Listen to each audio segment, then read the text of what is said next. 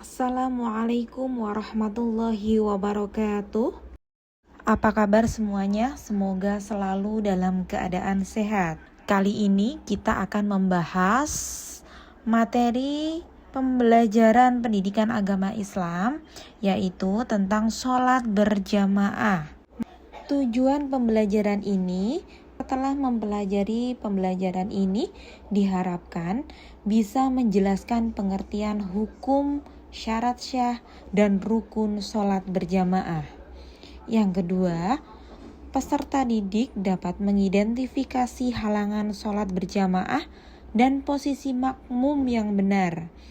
Dan yang ketiga, peserta didik dapat menganalisis hikmah sholat berjamaah dalam menumbuhkan nilai persatuan atau ukhuwah dan disiplin. Apa itu sholat berjamaah? Secara bahasa, sholat berjamaah artinya sholat yang dilakukan secara berkelompok. Namun, dalam istilah fikih, sholat berjamaah adalah sholat yang dikerjakan oleh minimal 2 orang, 1 orang sebagai imam dan yang lain sebagai makmum dengan cara dan niat tertentu. Hukum sholat berjamaah. 1. Untuk sholat fardu, itu hukumnya sunnah muakkad atau sangat dianjurkan dengan pahala 27 derajat lebih tinggi daripada sholat sendirian. Hadis riwayat Bukhari dan Muslim. Hukum sholat berjamaah yang kedua, yaitu untuk sholat sunnah. Itu hukumnya sunnah biasa, kecuali sholat jenazah ya, yang wajib dilakukan berjamaah. Dan apa keutamaannya sholat berjamaah? Yaitu meningkatkan pahala, solidaritas umat, dan mendekatkan diri kepada Allah Subhanahu wa Ta'ala. Syarat sholat berjamaah. 1. Sholat berjamaah harus terdiri dari minimal 1 imam dan 1 makmum. Imam dan makmum berada di dalam satu tempat, seperti di masjid dan lain-lain. Yang ketiga, makmum berada di belakang imam dan harus mengikuti gerakan imam dan tidak mendahulunya. Dan selanjutnya, makmum harus mengetahui gerakan imam baik melalui pandangan maupun suara. Baik, kita lanjutkan rukun sholat berjamaah. Niat sebagai imam atau makmum. Selanjutnya, iqomah atau untuk sholat fardu. Takbiratul ihram oleh imam diikuti makmum. Dilanjutkan membaca Al-Fatihah dan surah oleh imam, makmum mendengarkan. Dilanjutkan gerakan ruku, sujud, dan lain-lain secara serempak tanpa mendahului imam. Dan salam oleh imam diikuti oleh makmum. Halangan sholat berjamaah. Kondisi yang mencegah sholat berjamaah sehingga harus sholat sendirian. Yang pertama, hujan yang mengakibatkan kesulitan untuk menuju tempat sholat berjamaah. Hujan deras.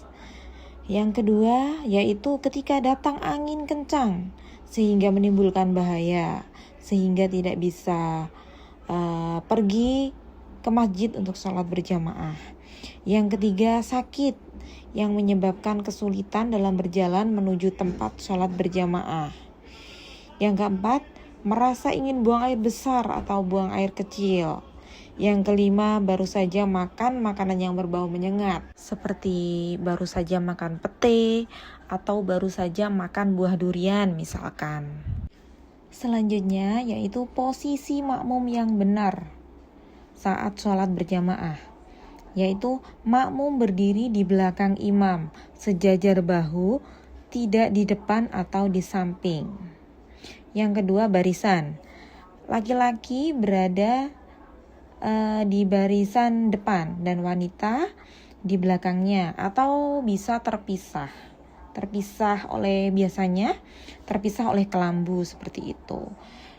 Jika barisnya banyak, ikuti imam tanpa melihat langsung.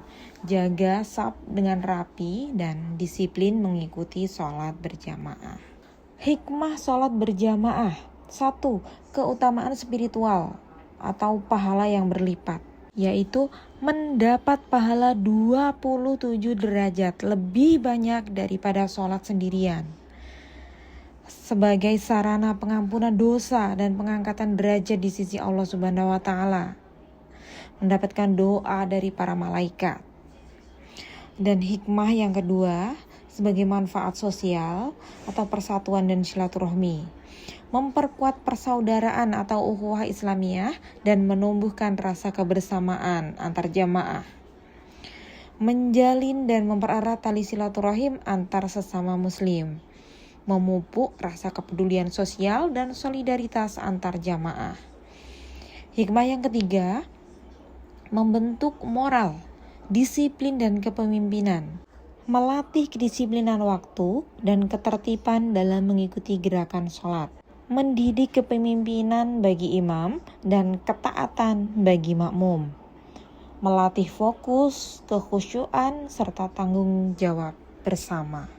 Dan untuk penutup dan evaluasi akhir, evaluasi pembelajaran ini bertujuan memastikan peserta didik memahami materi secara komprehensif.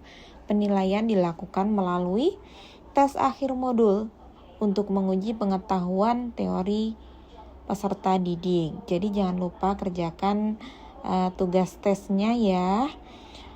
Yang kedua, penugasan praktik.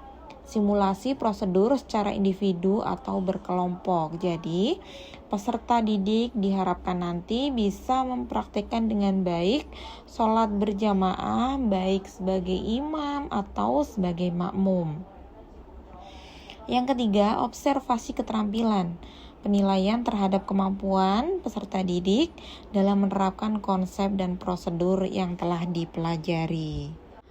Baik, terima kasih. Demikian materi mengenai sholat berjamaah kali ini.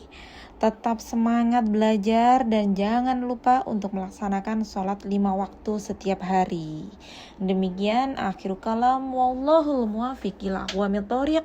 Wassalamualaikum warahmatullahi wabarakatuh.